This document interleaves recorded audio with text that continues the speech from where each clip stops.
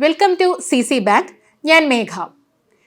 ഇന്ന് നമ്മൾ എടുക്കാൻ പോകുന്നത് ഇന്ത്യയിൽ കോപ്പറേറ്റീവ് പ്രസ്ഥാനത്തിന്റെ തന്നെ തുടക്കം കുറിച്ച പ്രധാനപ്പെട്ട 2 നിയമങ്ങളെക്കുറിച്ചാണ് ഇന്ന് നമ്മൾ പഠിക്കുന്നത്.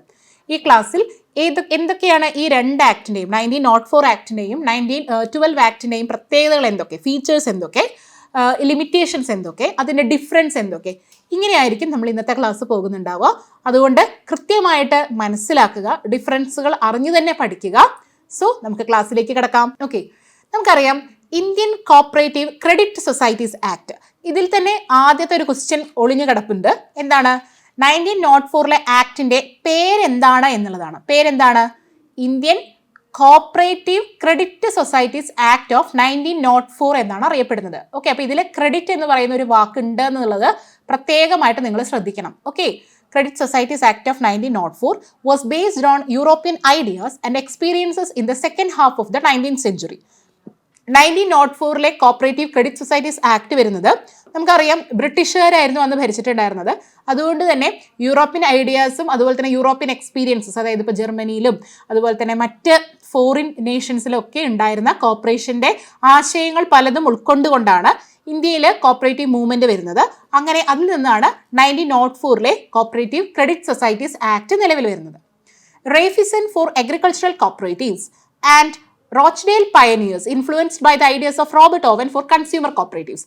അതായത് നമുക്കറിയാം ഇന്ത്യയിലുള്ള കോപ്പറേറ്റീവ് മൂവ്മെന്റിനെ പ്രധാനമായിട്ടും സ്വാധീനിച്ച 2 പ്രധാനപ്പെട്ട കാര്യങ്ങൾ എന്ന് പറയുന്നത് ഒന്ന് റേഫിസൺ ആണ്, അല്ലേ? നമുക്കറിയാം ഫൈൻ റേഫിസൺ എന്ന് പറയുന്നതൊക്കെ നമ്മൾ അറിയുന്ന റിപ്പോർട്ടാണ് ഫൈൻ റേഫിസൺ. അപ്പോൾ റേഫിസൺ എന്ന് പറയുന്നത് അഗ്രികൾച്ചറൽ കോപ്പറേറ്റീവ്സിന്റെ മാതൃകയായിട്ട് റേഫിസൺ മോഡലാണ് നമ്മൾ ഫോളോ ചെയ്തത്. അതുപോലെ തന്നെ കൺസ്യൂമർ കോപ്പറേറ്റീവ്സ് ആണെന്നുണ്ടെങ്കിൽ, അല്ലെ, ഉപഭോക്തൃ കോപ്പറേറ്റീവ്സ് ആണെങ്കിൽ റോച്ച്ഡേൽ പയനിയേഴ്സിന്റെ ഒരു മോഡലാണ് ഫോളോ ചെയ്തത്. അപ്പോൾ ഈ 2 ഇൻഫ്ലുവൻസും ഇന്ത്യയിലുള്ള കോപ്പറേറ്റീവ് മൂവ്മെന്റിന് ഉണ്ടായിട്ടുണ്ട്. Confronted with poverty, indebtedness of farmers, famine and social unrest, the Indian colonial government had sent officials to Europe to study how similar problems had been overcome, and one of their recommendations was to find an Indian Raiffeisen. അതായത് നമുക്കറിയാം അന്നത്തെ ഇന്ത്യയുടെ ഒരു ചുറ്റുപാട്, ഒരു social condition, ഒരു economic condition എന്ന് പറഞ്ഞു കഴിഞ്ഞാൽ പോവേർട്ടി, അല്ലെ, ദാരിദ്ര്യം. അതുപോലെ തന്നെ ഈ അഗ്രികൾച്ചറൽ ഡിപ്പെൻഡൻ്റ് ആയിട്ടുള്ള ഒരു ഇക്കോണമി ആയതുകൊണ്ട് തന്നെ കൃഷി ചെയ്യുന്നതിന് ആവശ്യമായിട്ട് പണം ആവശ്യമാണ്, അല്ലേ? കൃഷി ഇറക്കാനും മറ്റു കാര്യങ്ങളൊക്കെ ചെയ്യാനായിട്ട് പണം ആവശ്യമാണ്. അപ്പോൾ കർഷകർ ഈ പണം കണ്ടെത്തിയിരുന്നത് മണി ലെൻഡേഴ്സിൻ്റെ അടുത്തു നിന്നാണ്, അല്ലേ? കൊള്ള പലിശക്കാർ. അപ്പോൾ ഈ പലിശക്കാർ വളരെ അമിതമായിട്ടുള്ള ഒരു എക്സോർബിറ്റന്റ് റേറ്റ് ഓഫ് ഇൻട്രസ്റ്റ് ചുമത്തിയിട്ടാണ് എന്ത് ചെയ്തിരുന്നത്? ഈ ഫാമേഴ്സിന് പൈസ കടം കൊടുത്തിരുന്നത്. അപ്പോൾ ഇവർക്ക് ഈ ഒരു പൈസ തിരിച്ചു കൊടുക്കാനായിട്ട് പലപ്പോഴും സാധിക്കാറില്ല, അല്ലെങ്കിൽ ആ 2 അറ്റവും കൂട്ടിമുട്ടിക്കാനായിട്ട് ഫാമേഴ്സ് ഒരുപാട് പാടുപെട്ടിരുന്നു. അതിൻ്റെ ഫലമായി തന്നെ അവർ പിന്നീട് എന്താണ്, ഒരു വിഷ്യസ് സൈക്കിൾ ഓഫ് പോവേർട്ടി എന്നൊക്കെ പറയും. അതായത് ഒരു സൈക്കിൾ പോലെ, ഒരു പോവേർട്ടിയുടെ ഒരു ചക്രത്തിൻ്റെ ഉള്ളിൽ, ഒരു സൈക്കിളിൻ്റെ ഉള്ളിൽ തന്നെ പെട്ടുപോകുന്ന ഒരു അവസ്ഥ. അതായിരുന്നു അന്നത്തെ ഇന്ത്യയുടെ ഒരു അവസ്ഥ. ഇൻഡെപ്റ്റഡ്നെസ് എന്നൊക്കെ പറഞ്ഞു കഴിഞ്ഞാൽ എന്താണ്? കടബാധ്യതയിൽ ഏർപ്പെട്ട ഫാമേഴ്സ്, ഫാമിൻ, അല്ലെ, ക്ഷാമം, അതുപോലെ തന്നെ സോഷ്യൽ അൺട്രസ്റ്റ്. അന്നത്തെ ഒരു സാഹചര്യം നമുക്കറിയാലോ, സാമൂഹികമായിട്ടുള്ള അസ്വസ്ഥത, അല്ലെ? പിന്നെ Indian colonial government had saint. അപ്പോൾ ഈ ഒരു സാഹചര്യത്തിലാണ് ഇന്ത്യൻ കൊളോണിയൽ ഗവൺമെന്റ്, അന്നത്തെ ബ്രിട്ടീഷ് ഗവൺമെന്റ്, യൂറോപ്പിലേക്ക് കോപ്പറേറ്റീവ് മൂവ്മെന്റിനെ കുറിച്ച് പഠിക്കാനും ഒരു റിപ്പോർട്ട് സബ്മിറ്റ് ചെയ്യാനുമായിട്ട് ഫ്രെഡറിക് നിക്കോൾസൺ ഒക്കെ പോകുന്നത്, അല്ലെ? അങ്ങനെ പിന്നീട് വന്നിട്ടുള്ള റിപ്പോർട്ട് നമുക്കറിയാം ഫൈൻ റേഫിസൺ എന്ന് പറയുന്നതാണ്. അപ്പോൾ ആ ഒരു ഇന്ത്യൻ റേഫിസിനെ കണ്ടെത്തലാണ് ശരിക്കും പറഞ്ഞു കഴിഞ്ഞാൽ ചെയ്യുന്നത്. അപ്പോൾ ഇതിന്റെയൊക്കെ ഫലമായിട്ടാണ് എന്ത് വരുന്നത്? കോപ്പറേറ്റീവ് ക്രെഡിറ്റ് സൊസൈറ്റീസ് ആക്ട് 1904 വരുന്നത്. ഓക്കെ, സോ ഇന്ത്യയിൽ ഒരു കോപ്പറേറ്റീവ് ക്രെഡിറ്റ് സ്ട്രക്ചർ രൂപീകരിക്കുന്നതിൽ, അടിത്തറ പാകുന്നതിൽ ഏറ്റവും കൂടുതൽ പങ്കുവഹിച്ചിട്ടുള്ള ആക്ടാണ് cooperative credit societies act of 1904. English friendly societies act of 1896. കണ്ടോ, English friendly societies act, English friendly societies act of 1896 ആണ് നമ്മുടെ ക്രെഡിറ്റ് സൊസൈറ്റീസ് ആക്ട് ഓഫ് 1904 ഒരു മാതൃകയായിട്ട് പ്രവർത്തിക്കുന്ന ആക്ട് എന്ന് പറയുന്നത്. ഇംഗ്ലീഷ് ഫ്രണ്ട്ലി സൊസൈറ്റീസ് ആക്ട് 1896, വർഷം വളരെ ഇമ്പോർട്ടൻ്റ് ആണ്, 1896. നമുക്ക് നോക്കാം. Edward Law committee, Lord Curzon, അന്നത്തെ വൈസ്രോയി ആയിട്ടുണ്ടായിരുന്ന ലോർഡ് കേഴ്സൺ അപ്പോയിന്റ് ചെയ്ത എഡ്വേർഡ് ലോ കമ്മിറ്റിയാണ് 1904 ആക്ടിന്റെ രൂപീകരണത്തിന് വേണ്ടി ശുപാർശ ചെയ്തത്. എഡ്വേർഡ് ലോ കമ്മിറ്റിയിൽ പ്രധാനമായിട്ടുണ്ടായിരുന്നത് 3 ആളുകളാണ്. ഒന്ന് എഡ്വേർഡ് ലോ, അദ്ദേഹമായിരുന്നു അതിന്റെ ചെയർമാൻ എന്ന് പറയുന്നത്. Then Dupernex, then Frederick Nicholson. 3 പേരെയും നമുക്ക് അറിയുന്നതാണ്, അല്ലേ? കോപ്പറേറ്റീവ് മൂവ്മെന്റ് പഠിക്കുമ്പോൾ നമ്മൾ ഒരിക്കലും മറക്കാൻ പാടില്ലാത്ത 3 പേരുകളാണിത്. Edward Law, Dupernex, Frederick Nicholson. ഇനി നോക്കുക, ഈ ഒരു ആക്ട് കമ്പൈൽ ചെയ്ത ആളുടെ പേര് എക്സാമുകൾക്ക് ചോദിച്ചിട്ടുള്ളതാണ്. ഡെവ്സിൽ ഇബോട്ട്സൺ ആണ് കേട്ടോ. 1904 ക്രെഡിറ്റ് സൊസൈറ്റീസ് ആക്ട് കമ്പൈൽ ചെയ്തത് ഡെവ്സിൽ ഇബോട്ട്സൺ. ആരാണ്? Denzil Ibbetson. Then Daniel Hamilton ആണ് 1904 ആക്ടിനെ it was the way from poverty to plenty എന്ന് വിശേഷിപ്പിച്ചത്. അപ്പോൾ നമ്മുടെ എക്സാമുകൾക്ക് കൊട്ടേഷൻസ് ചോദിക്കാറുണ്ട്. ഇത് ആര് പറഞ്ഞതാണ് എന്നുള്ള കൊട്ടേഷൻസ് അല്ലേ ചോദിക്കാറുണ്ട്. അപ്പോൾ നിങ്ങൾ ഓർത്ത് വെക്കുക, it was the way from poverty to plenty. ആ ഇറ്റ് വാസ് എന്ന് ഉദ്ദേശിക്കുന്നത് 1904 ആക്ട്. അത് എന്തിനുള്ളൊരു വഴിയായിരുന്നു? പോവേർട്ടി, ദാരിദ്ര്യത്തിൽ നിന്നും സമൃദ്ധിയിലേക്ക് അല്ലെ, പോവേർട്ടി ടു പ്ലെൻറ്റി. ആ വാചകം പറഞ്ഞത് സർ ഡാനിയൽ ഹാമിൽട്ടൺ ആണ്. ആരാണ്? സർ ഡാനിയൽ ഹാമിൽട്ടൺ ആണ്. അപ്പൊ ഈ രണ്ട് പേരുകൾ പ്രത്യേകം ഓർക്കുക. ഡെവ്സിൽ ഇബോട്ട്സൺ ആണ് cooperative credit societies act of 1904 compile ചെയ്യുന്നത്. ഡാനിയൽ ഹാമിൽട്ടൺ ആണ് it was the way from poverty to plenty എന്ന് ഈ ആക്ടിനെ വിശേഷിപ്പിക്കുന്നത്. ഇനി നമുക്ക് ഇതിന്റെ സ്പെസിഫിക്കേഷനിലേക്ക് പോവാം. അതായത് ഈ ആക്ടിനെ കുറിച്ചുള്ള വളരെ ഫാക്ച്വൽ ആയിട്ടുള്ള കാര്യങ്ങളിലേക്ക് പോവാം. 1904 ആക്ട് അറിയപ്പെടുന്നത് ആക്ട് 10 ഓഫ് 1904 എന്നാണ്. എന്താണ്? Act 10 of 1904. നിലവിൽ വന്നത് 25/3/1904. മാർച്ച് 25, 1904 നിലവിൽ വരുന്നത്. ഡേറ്റ് ഓർത്ത് വയ്ക്കുക, 25/3/1904. ദെൻ 29 സെക്ഷൻസ് ആണ് ഇതിന് നിലവിലുണ്ടായിരുന്നത്. റൂളുകൾ ഒന്നും തന്നെ ഉണ്ടായിരുന്നില്ല. 29 സെക്ഷൻസ് ആണ് 1904 ആക്ടിൽ ഉണ്ടായിരുന്നത്. ഇനി ഇതിന്റെ ഉദ്ദേശങ്ങൾ എന്തൊക്കെയാണ്, അഥവാ ഒബ്ജക്റ്റീവ് എന്താണ്, എന്തൊക്കെയായിരിക്കും? സേവിങ് ഹാബിറ്റുകൾ കൂട്ടുക അല്ലെ, അഥവാ ത്രിഫ്റ്റ്. ത്രിഫ്റ്റ് എന്ന് പറഞ്ഞു കഴിഞ്ഞാൽ എന്താണ്? സമ്പാദ്യശീലം ആളുകളിൽ വർദ്ധിപ്പിക്കുക, എൻകറേജ് ചെയ്യുക. അതുപോലെ സെൽഫ് ഹെൽപ്പ്, കാരണം സെൽഫ് ഹെൽപ്പ് മ്യൂച്വൽ ഹെൽപ്പ് ആണല്ലോ നമ്മുടെ കോപ്പറേഷൻ്റെ ഏറ്റവും അടിസ്ഥാനപരമായിട്ടുള്ള വാല്യൂ എന്ന് പറയുന്നത് തന്നെ. So self help. പിന്നെ cooperation among agriculturalist, artisans and persons of limited means.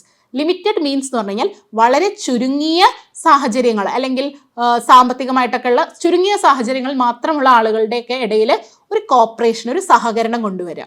ഇതൊക്കെയായിരുന്നു ഈ ഒരു ആക്ടിന്റെ ഉദ്ദേശങ്ങൾ എന്ന് പറയുന്നത്. അപ്പൊ ഈ ഒരു ബേസിക് ഐഡിയ കിട്ടിയല്ലോ. പ്രധാനപ്പെട്ട ആളുകളുടെ പേരൊക്കെ ഒന്ന് ഓർത്ത് വെക്കണം കേട്ടോ. നേരത്തെ പറഞ്ഞില്ലേ, ഡെവ്സിൽ ഇബ്സന്റെ പേര് ഓർത്ത് വെക്കുക. അതുപോലെ ഡാനിയൽ ഹാമിൽട്ടൺ പറഞ്ഞ വാചകം ഓർത്ത് വെക്കുക. ആക്ട് 10 ആണ്. നിലവിൽ വന്ന ഡേറ്റ് വിത്ത് ഇയർ എല്ലാതും ഓർത്ത് വെക്കുക. ദെൻ ഒബ്ജക്റ്റീവ്സിനെ കുറിച്ചൊരു ഐഡിയ ഉണ്ടാവും, അത്രേ വേണ്ടു. ദെൻ ഫീച്ചേഴ്സ് ആണ് ഇനി ശ്രദ്ധിക്കേണ്ടത്. Society could be form by any 10 persons. കണ്ടോ, എനി 10 persons. അപ്പൊ എത്ര പേര് വേണം? 10 പേരാണ് വേണ്ടത്. Any 10 persons living in the same village or town. ഒരേ വില്ലേജിലോ ടൗണിലോ താമസിക്കുന്ന 10 പേരടങ്ങിയിട്ടുള്ള ആളുകൾ ചേർന്നിട്ട് എന്ത് രൂപീകരിക്കാം? സൊസൈറ്റി രൂപീകരിക്കാം എന്നാണ് ഈ ആക്ടിൽ പറയുന്നത്. രണ്ടാമത്തത്, സൊസൈറ്റീസ് were classified as rural and urban. സൊസൈറ്റികളെ റൂറൽ, അർബൻ ഇങ്ങനെയാണ് ക്ലാസിഫൈ ചെയ്തിരുന്നത്. എങ്ങനെയാണ്? Rural, urban. Rural societies are having unlimited liability. നമുക്കറിയാലോ, ലയബിലിറ്റി എന്ന് പറയുന്നത് വളരെ ഇമ്പോർട്ടൻ്റ് ആണ് ഒരു സൊസൈറ്റിയുടെ കേസിൽ അല്ലേ. അപ്പോൾ റൂറൽ സൊസൈറ്റീസ് അൺലിമിറ്റഡ് ലയബിലിറ്റി അല്ലേ, ലയബിലിറ്റി നമുക്ക് അറിയുന്നതാണ്. അപ്പോൾ അൺലിമിറ്റഡ് ലയബിലിറ്റി ആണ് ഇവിടെ പറയുന്നത്. നേരെ മറിച്ച് അർബൻ സൊസൈറ്റീസിലാണെങ്കിലോ അവരുടെ തീരുമാനത്തിനനുസരിച്ചിട്ട് വിടും. അതായത് ആ അർബൻ സൊസൈറ്റിക്ക് ലിമിറ്റഡ് ആവണോ അൺലിമിറ്റഡ് ലയബിലിറ്റി വേണോ എന്ന് ആ സൊസൈറ്റിക്ക് തീരുമാനിക്കാം. സോ അത് അവരുടെ ഡിസ്ക്രിപ്ഷനാണ്. ഇതായിരുന്നു രണ്ടാമത്തെ പ്രധാനപ്പെട്ട feature. 3, the act provided only for the formation of credit societies. ഇത് വളരെ വളരെ ഇമ്പോർട്ടൻ്റ് ആണ്. പക്ഷെ ഇത് പഠിക്കാൻ എളുപ്പമാണ്. കാരണം ഈ ആക്ടിന്റെ പേരെന്താ? കോപ്പറേറ്റീവ് ക്രെഡിറ്റ് സൊസൈറ്റീസ് ആക്ട് എന്നല്ലേ. അപ്പൊ പിന്നെ സ്വാഭാവികമായിട്ടും ഇത് എന്തിനു വേണ്ടിയിട്ടുള്ള ആക്ടാണ്? ക്രെഡിറ്റ് സംഘങ്ങളെ മാത്രം ഉദ്ദേശിച്ചുകൊണ്ടുള്ള ആക്ടാണ്. അപ്പൊ അതിൽ സ്വാഭാവികമായിട്ടും നോൺ ക്രെഡിറ്റ് ഒന്നും വരില്ല. ക്രെഡിറ്റ് സംഘങ്ങൾക്ക് മാത്രം, അതാണ് ഒള്ളി എന്നുള്ള ആ ഒരു വാക്ക് നിങ്ങൾ ശ്രദ്ധിക്കണം. ഒള്ളി ക്രെഡിറ്റ് സൊസൈറ്റീസ് ആണ് ഇതിൽ ഫോം ചെയ്തിട്ടുണ്ടായിരുന്നത്. ഇനി area of operation within which societies could operate was closely restricted. Area of operation ഒക്കെ വളരെ റെസ്ട്രിക്റ്റഡ് ആയിരുന്നു. ഭയങ്കര പരിമിതപ്പെടുത്തിയിട്ടുള്ള ഒരു ഏരിയ ഓഫ് ഓപ്പറേഷൻ ആണ് ഈ ആക്ടിൽ നിർവചിച്ചിട്ടുണ്ടായിരുന്നത്. അടുത്ത നോക്കൂ, the societies could advance loans to members only on personal or real security. അപ്പൊ ഈ ആക്ട് പ്രകാരം ലോൺ ആർക്ക് മാത്രമേ കൊടുക്കാൻ പറ്റുള്ളൂ? മെമ്പർമാർക്ക് മാത്രമേ കൊടുക്കാൻ പറ്റുള്ളൂ. മെമ്പേഴ്സ് ഓൺലി, ശ്രദ്ധിക്കണം കേട്ടോ. അതും പേഴ്സണൽ സെക്യൂരിറ്റിയുടെയോ റിയൽ സെക്യൂരിറ്റിയുടെയോ ഒക്കെ അടിസ്ഥാനത്തിൽ അല്ലേ. റിയൽ സെക്യൂരിറ്റി എന്ന് പറഞ്ഞപ്പോൾ ഗോൾഡും ഒക്കെ റിയൽ സെക്യൂരിറ്റിയാണ്. അപ്പോൾ ഒന്നില്ലെങ്കിൽ പേഴ്സണൽ സെക്യൂരിറ്റി അല്ലെങ്കിൽ റിയൽ സെക്യൂരിറ്റി അടിസ്ഥാനത്തിൽ മെമ്പേഴ്സ് ആയിട്ടുള്ള ആളുകൾക്ക് മാത്രമാണ് ലോൺസ് ഒക്കെ അഡ്വാൻസ് ചെയ്തിരുന്നത് 1904 ആക്ട് പ്രകാരം. Then accounts of every society were to be audited by the registrar. Registrar ആണ് എന്ത് ചെയ്യുന്നത്? ഈ സംഘങ്ങളുടെയൊക്കെ 1904 ആക്ടിന്റെ കീഴിൽ രജിസ്റ്റർ ചെയ്തിട്ടുള്ള സംഘങ്ങളുടെ ഓഡിറ്റ് ഡയറക്റ്റ് ആയിട്ട് ചെയ്യേണ്ട ഉത്തരവാദിത്തം രജിസ്ട്രാർക്കാണ്. സൊസൈറ്റീസ് were exempted from payment of income tax, stamp duties and registration fees. അപ്പോൾ ഇൻകം ടാക്സ് കണ്ടോ എക്സംപ്റ്റ് ചെയ്തിരുന്നു എന്ന് പറഞ്ഞാൽ അത് അടയ്ക്കേണ്ടതില്ല. ഇൻകം ടാക്സ് അടയ്ക്കേണ്ട, സ്റ്റാമ്പ് ഡ്യൂട്ടീസ് അടയ്ക്കേണ്ട, രജിസ്ട്രേഷൻ ഫീസ് അടയ്ക്കേണ്ട ഈ സംഘങ്ങൾ കേട്ടോ.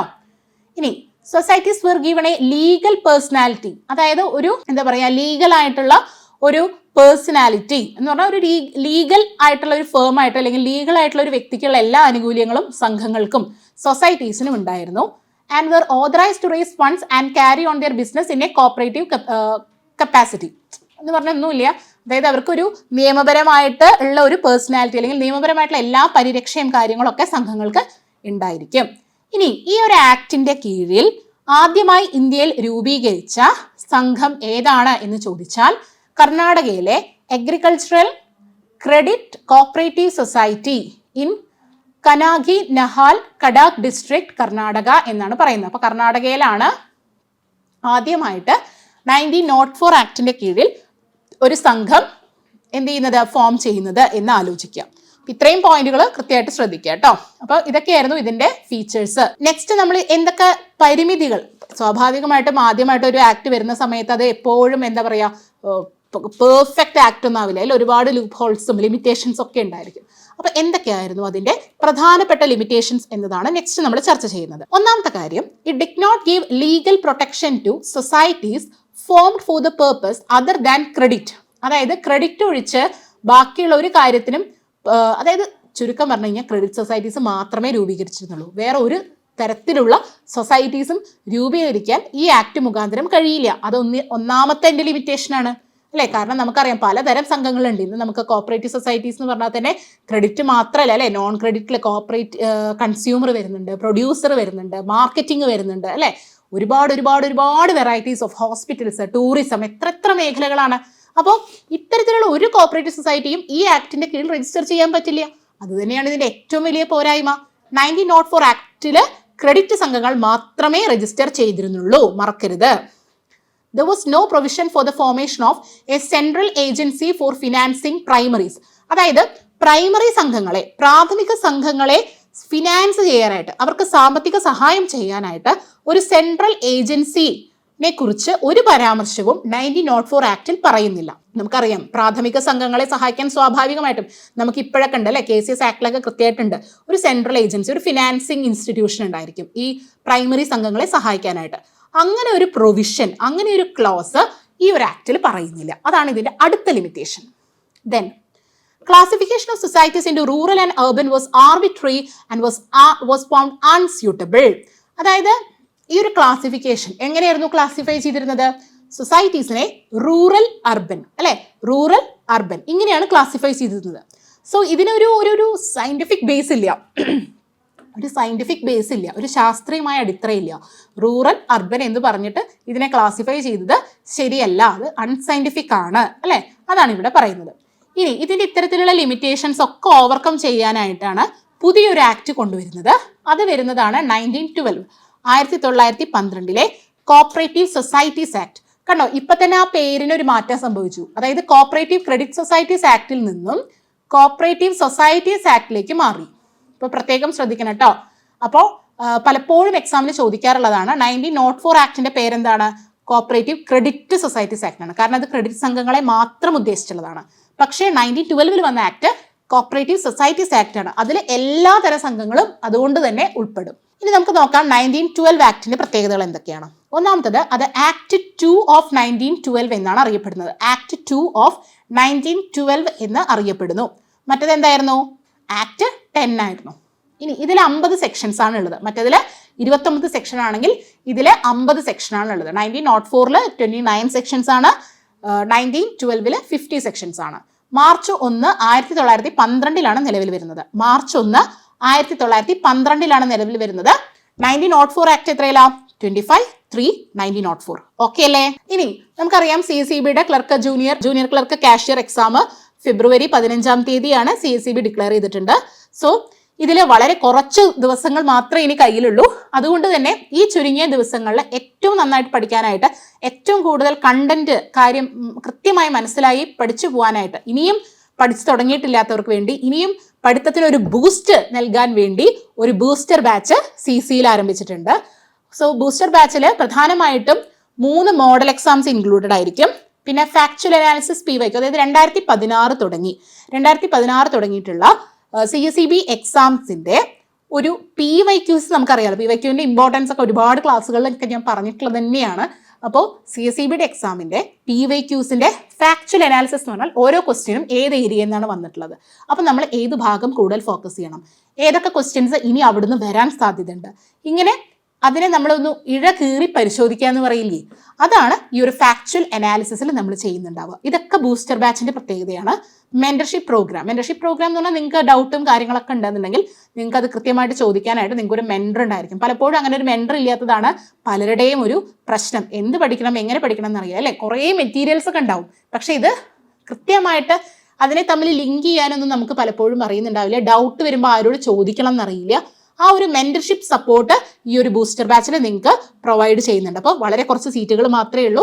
എത്രയും പെട്ടെന്ന് നിങ്ങൾ ബൂസ്റ്റർ ബാച്ചിൽ ജോയിൻ ചെയ്യുക. അപ്പോൾ നിങ്ങൾക്ക് എന്താണ്, ഡെയിലി 2 മണിക്കൂർ ക്ലാസ് വെച്ചിട്ട് നിങ്ങൾക്ക് ഏകദേശം 20 മണിക്കൂറോളം എന്തായാലും ക്ലാസ് കിട്ടും. അപ്പോൾ ലൈവ് ക്ലാസ്സുകൾ നിങ്ങൾക്ക് അതിൽ പ്രത്യേകമായിട്ട് കിട്ടും എന്നുള്ളത് അതിൻ്റെ ഒരു ഹൈലൈറ്റ് ആണ്.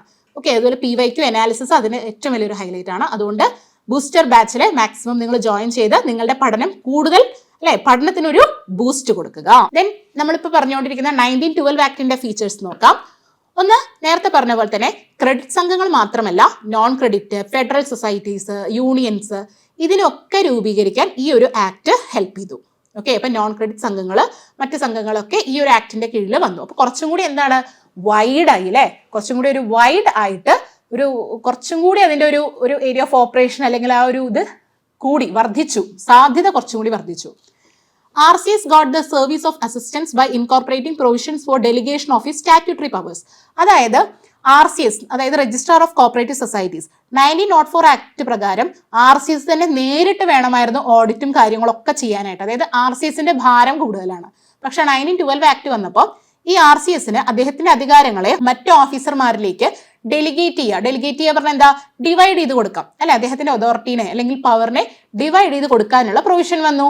അതാണ് ഇതിലെ ഏറ്റവും കാതലായിട്ടുള്ള പ്രധാനപ്പെട്ട ഒരു മാറ്റം. പിന്നെ ഒരു more scientific classification of society വന്നു. കാരണം മുന്നത്തേൽ എങ്ങനെയുണ്ടായിരുന്നത്, റൂറൽ അർബൻ, പക്ഷെ ഇപ്പൊ എങ്ങനെയായി, ലയബിലിറ്റിന്റെ ബേസിൽ. ഇപ്പോഴും നമ്മൾ സംഘങ്ങളെ എങ്ങനെയല്ലേ തരംതിരിക്കുന്നത്, ലയബിലിറ്റിയുടെ ബേസിൽ അല്ലെ, ലയബിലിറ്റിയുടെ ബേസിൽ, ബാധ്യതയുടെ ബേസിൽ അല്ലെ, ക്ലിപ്ത ബാധ്യതാ സംഘങ്ങൾ, ക്ലിപ്തരഹിത സംഘങ്ങൾ, ലിമിറ്റഡ് ലയബിലിറ്റി, അൺലിമിറ്റഡ് ലയബിലിറ്റി, അങ്ങനെ ലയബിലിറ്റിയുടെ ബേസിലുള്ള ഒരു സയന്റിഫിക് ക്ലാസിഫിക്കേഷൻ നിലവിൽ വന്നു. പിന്നെ ബൈലോസ് അമെൻഡ് ചെയ്യാം എന്ന് പറയുന്ന ഒരു പ്രൊവിഷൻ വന്നു. ആദ്യത്തെ ആക്ടിൽ ബൈലോ അമെൻഡിനെ കുറിച്ചിട്ടൊന്നും പ്രത്യേകിച്ച് ഒന്നും പറയുന്നില്ല. ഇതിൽ അങ്ങനെയല്ല, ബൈലോസ് അമെൻഡ് ചെയ്യാം എന്ന പ്രൊവിഷൻ വരുന്നു. പിന്നെ ഓഡിറ്റ് ഫീ ലെവി ചെയ്യാം. അതായത് 1904 ആക്ടില് ഓഡിറ്റ് ഫീ ഉണ്ടായിരുന്നില്ല 1904 ആക്ടില്. പക്ഷെ 1912 ആക്ടില് ഓഡിറ്റ് ഫീ ചുമത്താൻ തുടങ്ങി. മനസ്സിലായോ? Then societies were permitted to pay dividend and they could spend amount on charitable purpose. അതായത് ഡിവിഡൻഡ്, അതായത് സംഘത്തിന് കിട്ടുന്ന ലാഭത്തിൽ നിന്നും അംഗങ്ങൾക്ക് ഡിവിഡൻഡ് ഡിവൈഡ് ചെയ്ത് കൊടുക്കാമെന്നും മറ്റ് ചാരിറ്റബിൾ ആയിട്ടുള്ള, അതായത് പൊതു നന്മയ്ക്ക് വേണ്ടിയിട്ടുള്ള കാര്യങ്ങൾക്ക് അല്ലെ, കൈൻഡ് അല്ലെങ്കിൽ എന്താ പറയുക, ചാരിറ്റി പ്രവർത്തനങ്ങൾക്കൊക്കെ വേണ്ടിയിട്ട് പൈസ ഉപയോഗിക്കാം എന്നുള്ള പ്രൊവിഷനൊക്കെ പുതുതായിട്ട് ഈ ഒരു ആക്ടിൽ വന്നിട്ടുണ്ട്. പിന്നെ the word corporation should not be used in any enterprise other than those registered under this act. Penal provision for violation was also included. അതായത് കോർപ്പറേഷൻ എന്ന വാക്ക് ഒരു കോപ്പറേറ്റീവ് സംഘത്തിനല്ലാതെ വേറെ, അതായത് ഈ ആക്ടിന്റെ കീഴിൽ 1912 ആക്ടിന്റെ കീഴിൽ രജിസ്റ്റർ ചെയ്ത സംഘങ്ങൾക്കല്ലാതെ വേറെ ഒന്നിനും കോർപ്പറേഷൻ എന്ന വാക്ക് കൂടെ വെക്കാനായിട്ട് സാധിക്കില്ല. അങ്ങനെ വെച്ചാൽ തന്നെ പീനൽ പ്രൊവിഷൻസ്, അതായത് അതിന്റെ കുറ്റം ആരോപിച്ചുകൊണ്ട് അതിനനുസരിച്ചിട്ടുള്ള ശിക്ഷാവിധികളൊക്കെ നടപ്പിലാക്കും. ഈ ഒരു പ്രത്യേകതയും കൂടി ഈ ഒരു ആക്ടിന്റെ മാത്രം സവിശേഷതയാണ്. ഇനി നമുക്ക് നോക്കാം എന്തൊക്കെയാണ് ഇത് രണ്ടും തമ്മിലുള്ള ബേസിക് ഡിഫറൻസസ് എന്നാണ് നമ്മൾ പറയാൻ പോകുന്നത്. 1904 ആക്ട് എന്ന് പറഞ്ഞാൽ നമുക്കറിയാം കോപ്പറേറ്റീവ് ക്രെഡിറ്റ് സൊസൈറ്റീസ് ആക്ട്. അപ്പൊ ഈ ഒരു പോയിന്റുകൾ നിങ്ങൾ പ്രത്യേകം ശ്രദ്ധിക്കണം കേട്ടോ. ഡിഫറൻസ് ആണ് പ്രത്യേകമായിട്ട് പഠിക്കേണ്ടത്, നന്നായിട്ട് മനസ്സിലാക്കേണ്ടത്. കാരണം ഇതിന്ന് സ്റ്റേറ്റ്മെന്റ് ടൈപ്പ് ചോദ്യത്തിനൊക്കെ സാധ്യത കൂടുതലാണ്. അപ്പൊ നിങ്ങൾക്ക് KRFEDന്റെ എക്സാം എഴുതുന്നവർക്കും CSEBയുടെ എക്സാം എഴുതുന്നവർക്കും ഒരേപോലെ തന്നെ കോമൺ ആയിട്ട് വരുന്ന ഒരു ടോപ്പിക്കാണ് ഈ ഒരു ഭാഗം. അപ്പോൾ ഇതിന്ന് സ്റ്റേറ്റ്മെന്റ് ടൈപ്പ് ചോദ്യങ്ങൾക്കൊക്കെ സാധ്യതയുണ്ട്. ഇപ്പോൾ ഏതൊക്കെ കുറേ ഇത് തന്നിട്ട് സ്റ്റേറ്റ്മെന്റ് തന്നിട്ട് ഇതിൽ ഏതൊക്കെ ശരിയാണ് ഏതൊക്കെ തെറ്റാണ് എന്നൊക്കെ ചോദിക്കാം. അപ്പോൾ അതുകൊണ്ട് കൃത്യമായിട്ട് മനസ്സിലാക്കാം. ആദ്യത്തത് 1904 ആക്ട് എന്ന് പറഞ്ഞാൽ ക്രെഡിറ്റ് സംഘങ്ങൾക്ക് വേണ്ടി മാത്രമുള്ളതാണ്. പക്ഷെ 12 ആക്ടോ അല്ലെ കോപ്പറേറ്റീവ് സൊസൈറ്റീസ് ആക്ട് എന്നാണ് അറിയപ്പെടുന്നത്. കോപ്പറേറ്റീവ് സൊസൈറ്റീസ് ആക്ട്, മറ്റേതിന്റെ പേര് കോപ്പറേറ്റീവ് ക്രെഡിറ്റ് സൊസൈറ്റീസ് ആക്ട് ആണെങ്കിൽ 12 ആക്ടിന്റെ പേര് കോപ്പറേറ്റീവ് സൊസൈറ്റീസ് ആക്ട്. അതുകൊണ്ട് തന്നെ ക്രെഡിറ്റ് സൊസൈറ്റീസ് മാത്രമാണ് കണ്ടോ, ഇതിൽ മൂന്നാമത്തെ പോയിന്റ് കണ്ടോ, only credit societies were registered. 1904 act പ്രകാരം ക്രെഡിറ്റ് സൊസൈറ്റീസ് മാത്രമേ രജിസ്റ്റർ ചെയ്തിരുന്നുള്ളൂ. പക്ഷെ 12 ആക്ട് പ്രകാരം നോൺ ക്രെഡിറ്റ് സംഘങ്ങളും രജിസ്റ്റർ ചെയ്യാം. ഇനി 1904 ആക്ടില് സൊസൈറ്റീസിനെ ക്ലാസിഫൈ ചെയ്തിരുന്നത് റൂറൽ, അർബൻ. നമ്മൾ പറഞ്ഞിരുന്നു റൂറൽ അർബൻ എന്ന ക്ലാസിഫിക്കേഷൻ അൺസയന്റിഫിക് ആണ് അല്ലെ. അതുകൊണ്ടാണ് 12 ആക്ടിൽ വന്നപ്പോൾ എന്തായി മാറിയത്, ലയബിലിറ്റി, ബാധ്യതയുടെ അടിസ്ഥാനത്തിലുള്ള ക്ലാസിഫിക്കേഷൻ വന്നത്. ലിമിറ്റഡ് ലയബിലിറ്റി, അൺലിമിറ്റഡ് ലയബിലിറ്റി എന്ന് പറയുന്ന ഒരു ക്ലാസിഫിക്കേഷൻ കുറച്ചും കൂടി സയന്റിഫിക് ആണ് അല്ലെ. ലിമിറ്റഡ് ലയബിലിറ്റി എന്ന് പറഞ്ഞാൽ എന്താണ് അറിയില്ലേ? യെസ്, കമന്റ് ബോക്സിൽ ഒന്ന് ടൈപ്പ് ചെയ്യാട്ടോ, what do you mean by limited liability. അടുത്തത് only primary societies were permitted. 1904 ആക്ടില് പ്രൈമറി സംഘങ്ങളുടെ കാര്യം മാത്രമേ പറയുന്നു, ഓൺലി പ്രൈമറി സൊസൈറ്റീസ്. പക്ഷേ 12 ആക്ടിൽ വന്നപ്പോൾ സെൻട്രൽ സൊസൈറ്റീസ്, നമ്മൾ പറഞ്ഞു അല്ലെ, സെൻട്രൽ സൊസൈറ്റീസും പ്രൈമറി സൊസൈറ്റീസും എല്ലാ ടൈപ്പ് ഓഫ് സൊസൈറ്റീസും 1912 ആക്ടിൽ വന്നു. അതായത് കുറച്ചും കൂടി അതിന്റെ ഒരു വൈഡ് ആയിട്ടുള്ള ഒരു അപ്രോച്ചാണ് 1912 ആക്ടിൽ വരുമ്പോൾ ഉണ്ടാവുന്നത്. അടുത്ത വ്യത്യാസം എന്ന് പറയുന്നത് 1904 ആക്ടിൽ ഓഡിറ്റ് ചെയ്യേണ്ടത് രജിസ്ട്രാർ മാത്രമാണ് അല്ലെ, രജിസ്ട്രാർക്ക് മാത്രമേ ഓഡിറ്റ് ചെയ്യാനുള്ള അധികാരമുള്ളൂ. എന്നാൽ 12 ആക്ടിൽ വന്നപ്പോൾ രജിസ്ട്രാർ ഓതറൈസ് ചെയ്യുന്ന വേറെ ഒരു വ്യക്തിക്കും വേണമെങ്കിൽ ഓഡിറ്റ് ചെയ്യാം. അങ്ങനെ ഡെലിഗേഷൻ ഓഫ് പവർ വന്നു. അതുകൊണ്ട് തന്നെ ഓഡിറ്റ് രജിസ്ട്രാർ മാത്രമല്ല, അദ്ദേഹം പവർ കൊടുത്തിട്ടുള്ള ആർക്ക് വേണമെങ്കിലും അത് ചെയ്യാം എന്നുള്ള ഒരു പ്രൊവിഷൻ വന്നു. അടുത്ത് 1904 ആക്ടില് പ്രോഫിറ്റ് യൂട്ടിലൈസേഷനെ കുറിച്ച് ഒന്നും തന്നെ പറയുന്നില്ല. ലാഭവിഹിതം എന്ത് ചെയ്യണം എന്നുള്ളതിനെ കുറിച്ച് 1904 ആക്ടിൽ ഒന്നും പറയുന്നില്ല. പക്ഷെ 12 ആക്ടിൽ പറയുന്നുണ്ട് നെറ്റ് പ്രോഫിറ്റിന്റെ 25% അഥവാ കാൽഭാഗം, നെറ്റ് പ്രോഫിറ്റിന്റെ കാൽഭാഗം എങ്ങോട്ട് മാറ്റണം, റിസർവ് ഫണ്ടിലോട്ട് ട്രാൻസ്ഫർ ചെയ്യണം എന്ന് പറയുന്നുണ്ട് കേട്ടോ. അതാണ് 1912 ആക്ടിലെ പ്രധാനപ്പെട്ട ഒരു വ്യത്യാസം. 1904 ഈ ഒരു പ്രോഫിറ്റ് യൂട്ടിലൈസ് ചെയ്യേണ്ട കാര്യങ്ങളെ കുറിച്ചൊന്നും പറയുന്നില്ലെങ്കിൽ, അത് ആ ഒരു കാര്യത്തിൽ സൈലന്റ് ആണെങ്കിൽ 1912 ആക്ടിൽ പറയുന്നു റിസർവ് ഫണ്ടിലേക്ക് 25% ഓഫ് നെറ്റ് പ്രോഫിറ്റ് എന്ത് ചെയ്യണം, ട്രാൻസ്ഫർ ചെയ്യണമെന്ന്. ഇനി 1904 ആക്ടില് a member cannot hold more than 1/5 of the share capital subject to a maximum of ₹1000. അതായത് ഒരു മെമ്പറിന് മൊത്തം ഷെയർ ക്യാപിറ്റലിന്റെ 1/5 കൂടുതൽ ഭാഗം ഹോൾഡ് ചെയ്യാനായി സാധിക്കില്ല. അത് തന്നെ മാക്സിമം 1000 രൂപയാണ് ഹോൾഡ് ചെയ്യാൻ പറ്റുള്ളൂ അല്ലെ. ആ ഒരു പ്രൊവിഷൻ 1904 ഉണ്ട്. പക്ഷെ അത് 12 വന്നപ്പോൾ മോർ ദാൻ 20%, മൊത്തം ഷെയർ ക്യാപിറ്റലിന്റെ 20% കൂടുതൽ ഹോൾഡ് ചെയ്യാം എന്ന് പറയുന്ന ഒരു പ്രൊവിഷൻ വന്നു. മറ്റേത് പറഞ്ഞത് 1/5 ആണെങ്കിൽ ഇവിടെ പറഞ്ഞത് മോർ ദാൻ 20% ഹോൾഡ് ചെയ്യാം എന്ന് പറയുന്നുണ്ട്. അവിടെ ഒരു മാക്സിമം ലിമിറ്റ് ഒന്നും പറയുന്നില്ല. ഇനി 1904 ആക്ടില് members were not allowed to receive any dividend. അതായത് ഡിവിഡൻഡ് റിസീവ് ചെയ്യുന്നതിനെ കുറിച്ചിട്ട് അവർക്ക് മെമ്പേഴ്സിന് ഡിവിഡൻഡ് റിസീവ് ചെയ്യാൻ സാധിച്ചിരുന്നില്ല. അതായത് ലാഭത്തിൽ നിന്നുള്ള ഡിവിഡൻഡ് ഇവർക്ക് കിട്ടിയിരുന്നില്ല, അത് റിസീവ് ചെയ്യാനുള്ള അധികാരം ഉണ്ടായിരുന്നില്ല. പക്ഷെ 12 വന്നപ്പോൾ ഡിവിഡൻഡ് കൊടുക്കാം എന്നായി. അത് തന്നെ, പക്ഷെ അതിലൊരു ലിമിറ്റ് ഉണ്ട് കേട്ടോ, 1000 രൂപയാണ് മാക്സിമം ഡിവിഡൻഡ്. അതായത് മെമ്പേഴ്സിന് കൊടുക്കാവുന്ന പരമാവധി ഡിവിഡൻഡ് തുക എന്ന് പറയുന്നത് 1000 രൂപയാണ് എന്ന് 1912 ആക്ടിൽ വ്യക്തമായിട്ട് പറയുന്നുണ്ട്. പക്ഷെ 1904 ആക്ടിൽ ഡിവിഡൻഡ് ഡിവൈഡ് ചെയ്ത് കൊടുക്കരുത് എന്നുള്ളൊരു രീതിയിലാണ് പറയുന്നത്. ഓക്കെ, അപ്പൊ ഇത്രയുമാണ് പ്രധാനപ്പെട്ട, അതായത് 1904, 1912 ആക്ടുകൾ തമ്മിലുള്ള ബേസിക് ഡിഫറൻസ്. അപ്പൊ നിങ്ങൾ കൃത്യമായിട്ട് ഇത് മനസ്സിലാക്കുക. അപ്പൊ ഇതിൽ ഏറ്റവും പ്രധാനമായിട്ട് നമ്മൾ ആദ്യം പറഞ്ഞിരുന്ന കുറച്ച് പേരുകളും കാര്യങ്ങളും ആലോചിക്കുക. ഇത് വരാനുണ്ടായ ഒരു സാഹചര്യം, 1904 ആക്ടും 1912 ആക്ട് ഒക്കെ വരാനുണ്ടായ ഒരു സാഹചര്യം കൃത്യമായിട്ട് മനസ്സിലാക്കുക. നമുക്കറിയാം ഇന്ത്യയിലെ കോപ്പറേറ്റീവ് മൂവ്മെന്റ് എന്ന് പറഞ്ഞു കഴിഞ്ഞാൽ ഒരു ഗവൺമെന്റ് പോളിസി ആയിട്ട് വന്നതാണ്. ഡെൻമാർക്കിലെ പോലെ ഒരു പീപ്പിൾസ് മൂവ്മെന്റ് ആയിട്ട് വന്നതല്ല, പക്ഷെ ഒരു ഗവൺമെന്റ് തന്നെ ഒരു ഇന്റർവെൻഷൻ നടത്തിക്കൊണ്ട് വന്നിട്ടുള്ള ഒരു പോളിസിയുടെ ഭാഗമായിട്ട്, ഒരു ഗവൺമെന്റ് നയത്തിന്റെ ഭാഗമായിട്ടാണ് ഇന്ത്യയിൽ കോപ്പറേറ്റീവ് പ്രസ്ഥാനം നിലവിൽ വരുന്നത്. അതുകൊണ്ട് തന്നെ അതിൽ റേഫിസൺ മോഡലും മറ്റ് റോച്ച്ഡേൽ പയനേഴ്സിനെ കുറിച്ചൊക്കെ പഠിച്ച് കൃത്യമായിട്ട് നല്ലൊരു ബാക്ക്ഗ്രൗണ്ട് സ്റ്റഡി നടത്തിക്കൊണ്ടാണ് 1904 എഡ്വേർഡ് ലോ കമ്മിറ്റിയുടെ ശുപാർശ പ്രകാരം 1904 ആക്ട് വരുന്നത്. അത് ക്രെഡിറ്റ് സംഘങ്ങൾക്ക് മാത്രമുള്ളതായതുകൊണ്ട് അതിന്റെ പേരും അങ്ങനെ തന്നെയാണ്, cooperative credit societies act of 1904 ആണ് അല്ലെ. പക്ഷെ അതിനതിൻ്റെതായിട്ടുള്ള കുറെ പ്രത്യേകതകളുണ്ട്, കുറെ പരിമിതികളുണ്ട്. ആ പരിമിതികളെല്ലാം ഓവർകം ചെയ്യാൻ ശ്രമിച്ചുകൊണ്ടാണ് 1912 മറ്റൊരു ആക്ട് വരുന്നത്. അതിൻ്റെ പേരെന്താണ്? Cooperative societies act. അപ്പോൾ രണ്ടും കൃത്യമായി മനസ്സിലാക്കി അതിൻ്റെ ഡിഫറൻസുകൾ മനസ്സിലാക്കി പഠിക്കുക. നിങ്ങൾക്ക് ഈ ക്ലാസ് മനസ്സിലായി എന്ന് വിശ്വസിക്കുന്നു. So thank you.